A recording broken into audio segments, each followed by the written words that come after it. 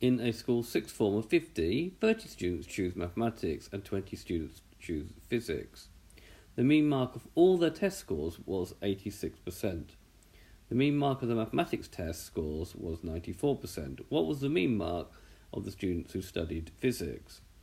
Right, so we know that the mean of a set of values is the total of the set of values divided by the total number of values.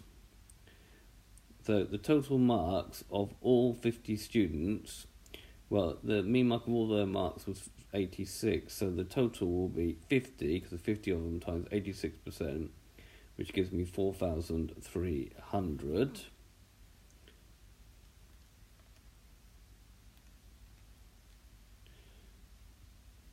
Now, the total marks of the 30 maths students will be, well, the maths students scored on average 94, so if we multiply that by 30, we're going to get 2,820, which means that the total marks of the 20 physics students is going to be the total marks of 50 minus the total marks of the mathematics students, so it's going to be 1,480, and therefore the mean mark of the 20 physics students is going to be equal to the total of their marks, 1,480, divided by the 20 students who actually did physics, and that gives me a total of 74%.